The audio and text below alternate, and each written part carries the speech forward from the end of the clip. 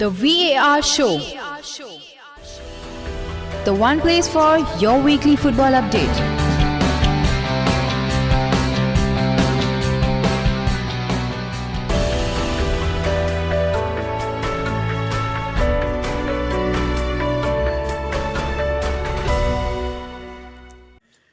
Hello everyone, welcome to the VAR show. So today we have Mr. John Casey, who is speaking from Tanzania, who's an avid Arsenal fan. So welcome John, welcome to the show. Thank you, but I wouldn't call myself an average Arsenal fan. I would call myself a hardcore Arsenal fan. Okay, I would like to correct that. So to our listeners, John is an hardcore Arsenal fan. So John, tell us something about yourself, like how you started supporting Arsenal and everything. Well, I started supporting Arsenal since the Thierry Henry days. I wouldn't call myself an invincible fan, as most people would say. Arsenal fans, because the only source of joy is invincibility. But I've been an Arsenal fan since the Thierry Henry days. That's all I can say. Since then, I've been an Arsenal fan through the good times and the bad times. So what do you have to say about this season? Like you have seen so many seasons, I think mostly under Wenger. So how has this season been? Well, since last season, there have been many ups and downs, but I think it's all because of this change, which none of us expected to happen, but it had to happen at some sort of time. But I think under Arteta, we've been going through a transition. We're trying to regain our philosophy, but a long way to go. But I think we'll be there soon. Okay, talking of that, do you think Arteta is a good appointment? I mean, as the stats show for themselves, we have been conceding less goals. We have been scoring more goals. The team has been playing better. We have been more entertaining to watch, and the fans have been loving the football. With contrast to Emery, in which the football was, the philosophy was trying to instill in Arsenal was a bit confusing at times, and the fans were not really taking into his tactics. So for our viewers who do not know about Arsenal, who do not follow Arsenal, so Arsenal are 9th in the table. They have played 28 games, won 9, drawn 13, lost 6. They have scored 40 goals, which is the 8th highest in the league, and they have conceded 36, which is also the 8th best defense in the league. They have scored an average of 1.4 goals per game and conceded at an average of 1.3. So through the stats, what I'm saying, I can see that your main problem has been drawing a lot of games, similar to what you did in the Invincible season, right? Well, under the Invincible seasons, I think that's what Liverpool fans were trying to achieve. Of course, we drew a lot of games. If you could see, we drew against United 2 games. We beat Liverpool, I think, 2 games. We beat Chelsea twice. So anyway, that is not the point right now. Most of those games which we drew were, of course, from winning situations, and were the ending days of Unai Emery, and when Arteta just came into the scene. But if you see, since Arteta took over, I think around 13 games or so. In his first 13 games, we have drawn 5 games and won the rest. We just lost 1 game. That is the Olympiacos game. But since then, we have been conceding less goals. We've been scoring more goals. And I think while judging a manager, we should not judge him in his first 2 games. We should judge him in the entirety of a season. So we should give Mikel Arteta some more time. And I'm very, very sad that this pandemic has cut short the season, but I think we could have achieved something by the end of the season. So, I think Arsenal are undefeated in 8 games in the Premier League since January. So, is it down to just due to pure luck, or is it something that Arteta, you can see Arteta's philosophy coming into play. I wouldn't call it luck. I would say it is the philosophy, what the players are trying to believe into his game style, his tactics, and they're starting to believe more in themselves. Whereas under the Unai Emery, I wouldn't. Well, I'm not trying to say Unai Emery was a bad coach or something, but there was some sort of belief that was lacking within the players. So I think that is one of the crucial components of the Unai Emery and the initial stages of the Arteta reign. So, what would you consider as a successful season when this pandemic is over and the season starts? What would you consider as a successful season this season? Well, I was thinking an FA Cup, good FA Cup run, and winning the FA Cup, of course. And I was really looking forward to us finishing within the top five. Top five, yeah. I was really hopeful. Not hopeful, I was confident we're going to finish in the top five, given the fact that City will be eliminated from the Champions League because of the fair play. Yeah, that's there. But then you have the small matter of fact that Manchester United also look resurgent right now under Ole. I don't know how long it will last, but they also look good. Also, talking of United, like Ole was also a former United player, like how Arteta was a former Arsenal player. Yes. So when Arteta was getting the job, there were a lot of doubts. Like they were saying he's not experienced, and they wanted to give someone who's much more experienced. And one name that particularly stood out for me was Jardim of Monaco.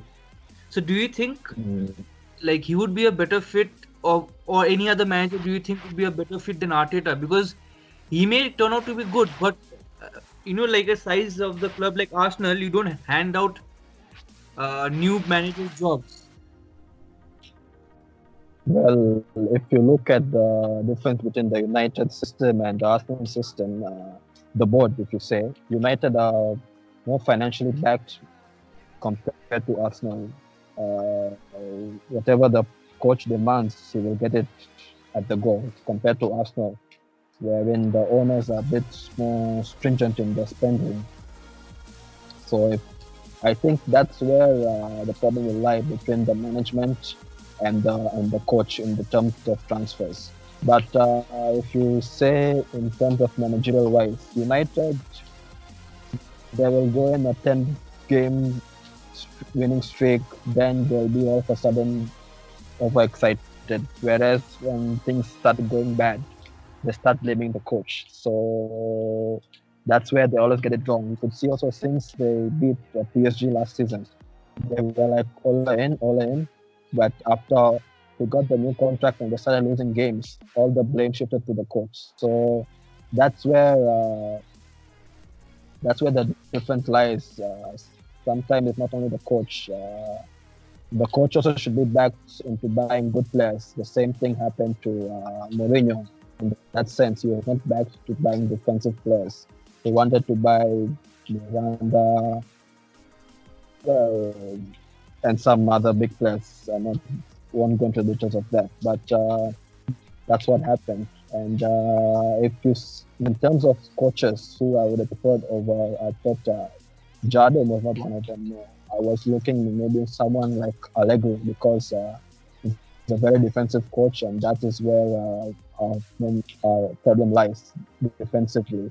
And I think it would have been a manager who would stick to the budget, will not blame the board here and there in the transfers, but he will try to stick on what he has. And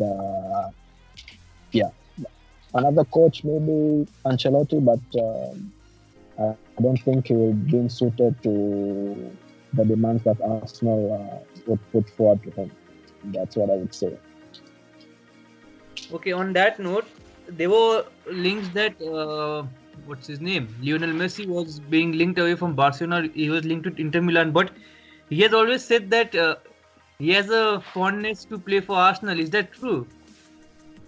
Well, I wouldn't say it's true anymore, but Real Messi was really impressed with the way Arsene Wenger managed Arsenal back in the days.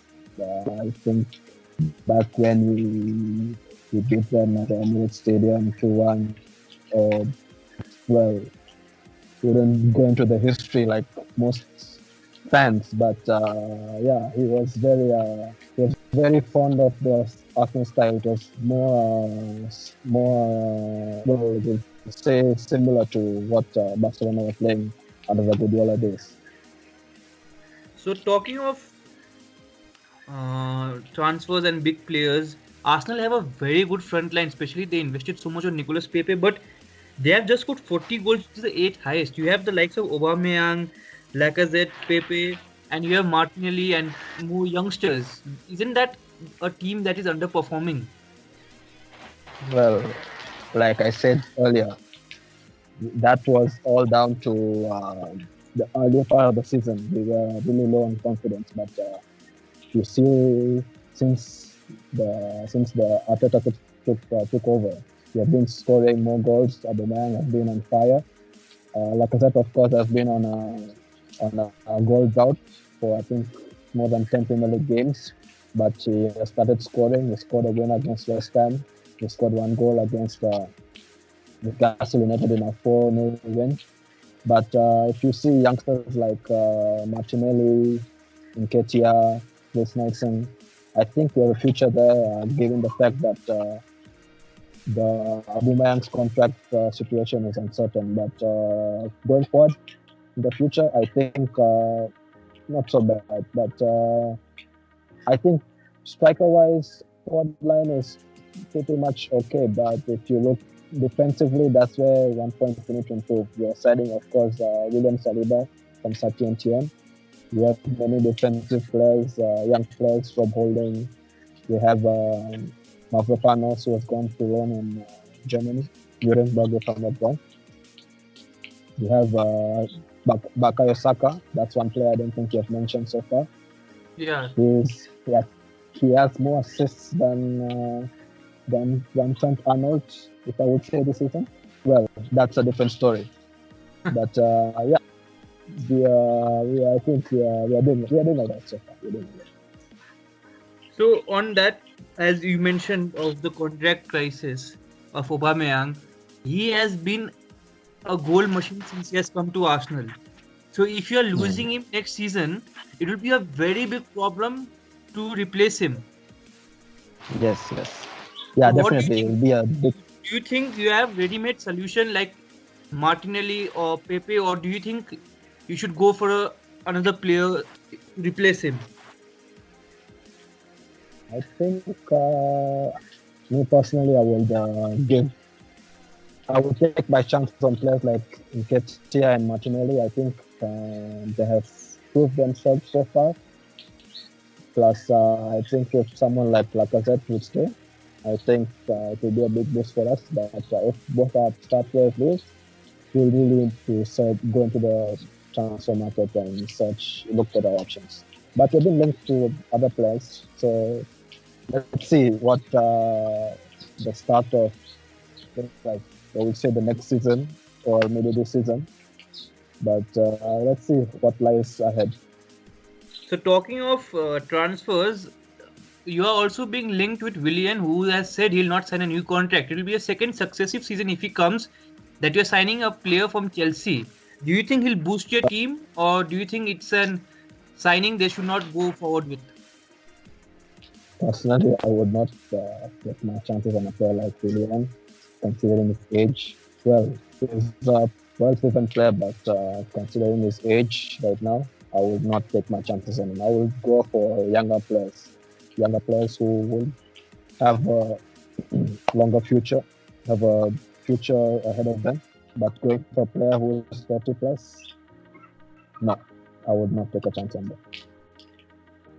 So on sticking on transfers, like what do you think of Mesut Ozil? Do you think he should stay, or do you think you should cut your losses? Well, currently no one will be able to afford his wages. So I think what Arsenal are trying to do is trying to run down his contract and see where we can go after that. But as of now, well, I'm still stuck. I'm still between two minds because I personally love, I personally love Mesut Ozil, but I think it's time to go. I think it's time to go. Also, like if you see, you have stockpiled some of the what do you call generally laughed at defenders in the footballing world. You know, like Luis, like they are all same profile like Socrates, who do not have the pace and generally are exposed. Like you see Mustafi. Do you think you should cut your losses on them, or are they performing good? Because although your defense has not been that strong, it is still better than Chelsea's, which is a very big statement considering Chelsea have very good defenders. Like people generally say, Chelsea have very good people defenders in the team. So what do you think? Well, again, even Chelsea and the transition phase, I think they're very lucky considering the fact that they had a good start to the season. I think they were up to third at one part of the season till Leicester to overtake them. But I think even Chelsea under transition felt like Mount and Tammy Abraham have built them out many a times this season. Defensive wise, well, I wouldn't say we are certainly better than them, but we are almost similar. Chelsea and Arsenal, well, they're similar in all aspects, I would say, but just they had a better start to the season. That is why they are where they are right now. If the season would have gone on, I would think we had chances of going over them, considering the fact that they were on a low, they were losing many games, and but I will not say Chelsea's defense have been very great. Then last year they were some way lucky, considering the way what happened at Baku. But yeah, Chelsea. No, I don't hate Chelsea that much this season. So also like on that note, also you have another player who was performing good in the beginning and in Lucas Torreira, who's also being like kind of sidelined under the latter ends of Unai Emery, and he's also being linked with a move away from Arsenal. Do you think Arsenal should sell him? I don't think they should sell him, but actually, what the problem that Arteta has is playing Ozil and Dani Ceballos. So Dani Ceballos, since he has played for Arsenal, if you see the comparison between the games we played with Ceballos, without Ceballos, we have won many games. We have won many games with Ceballos. We have not lost a game in which Dani Ceballos has started. But he has been trying to integrate both Dani Ceballos, Granit Xhaka, and Lucas Torreira, but the only problem is that where will he play Ozil? Because Arteta, as you know, is a big fan of Mesut Ozil. And since Arteta's taken over, I don't think Ozil has been dropped in any game unless he's injured. That is where the dilemma lies for Mikel Arteta. So, but compared to when he started under Emery, he was really playing well. He was gaining confidence. He was getting used to Premier League. But since getting these minor injuries, he's been in and out of the starting 11. But since Arteta took over, he has been more of playing a substitute role, coming and getting into the team in the last 20 minutes or so. But yeah, I think that's where Arteta will have to think twice, because we have a really good midfielder under Arteta, under Lucas Torreira. He's a fighter.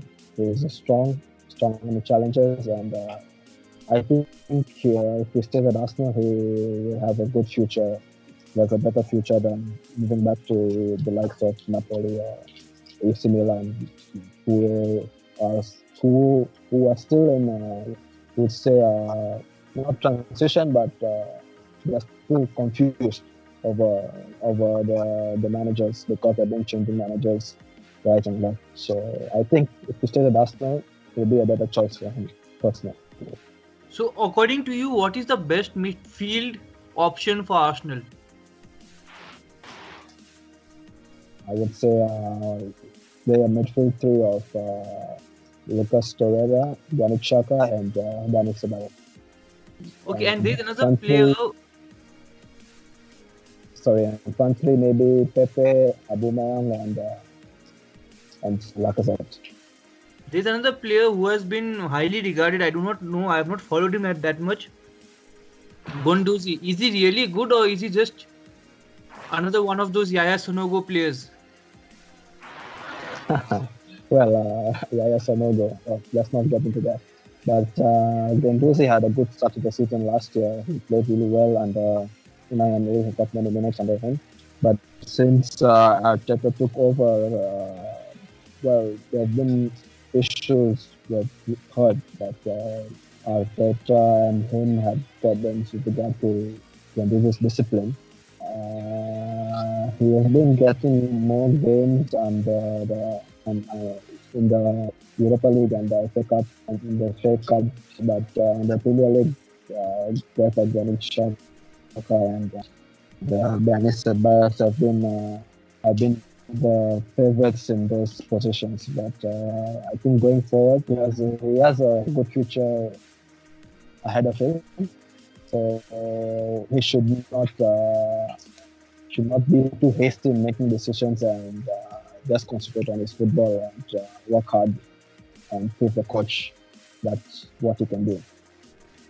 Okay, since the transfer window is coming up, what is the position you think Arsenal should strengthen the most? First of all, you should strengthen in defensively. So we are signing Saliba, of course. We are trying to sign the defender from Leipzig. Upamecano. Upamecano, yes. I'm not pronunciation. I'm not very well. But right back, I think they should have another player to challenge Hector Bellerin. He's been on and off the team because of injuries. Midfield-wise, we should try and sign one more creative midfielder. Dani Ceballos, well, I'm still not very confident of his ability, but he's playing well under Arteta.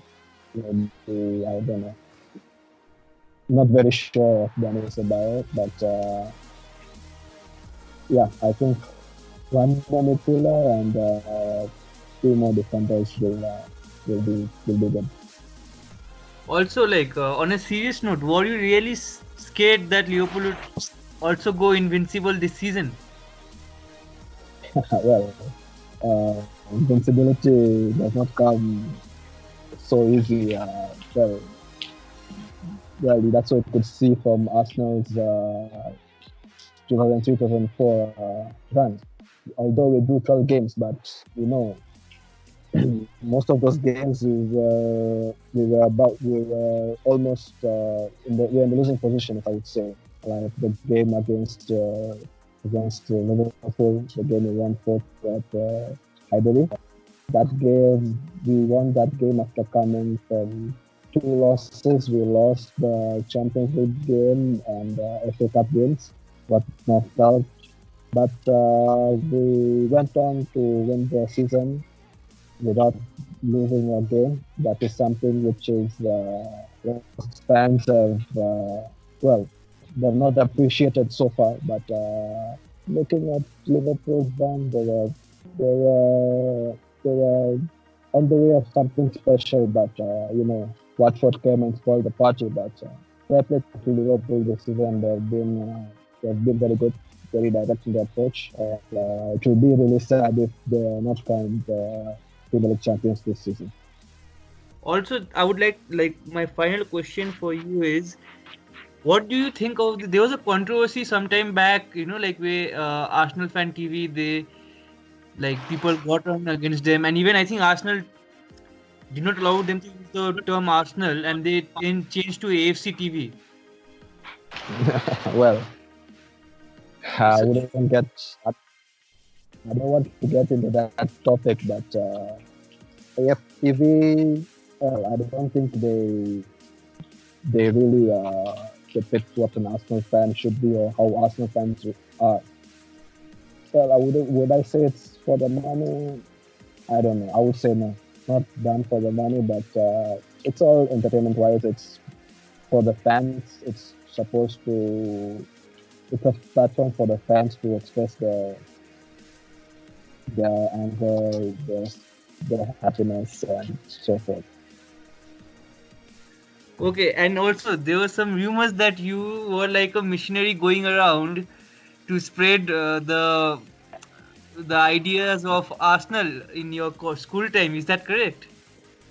Well, of course, I just try to to well, there have been many glory hunters back in the day, just supporting a team which wins.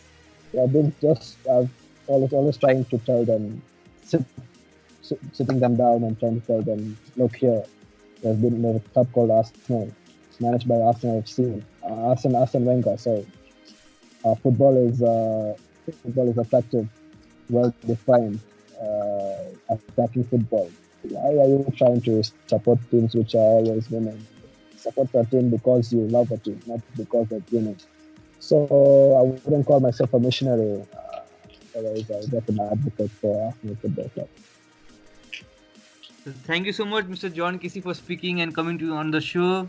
Hope we can speak again. Maybe if Arsenal qualify or win the FA Cup, or maybe if Arteta is sacked. I do not know. That depends. Thank you so much. Thank you, Mr. Shubhashish, and really love what the VR show is doing, and we're hoping for more content in the days to. Thank you.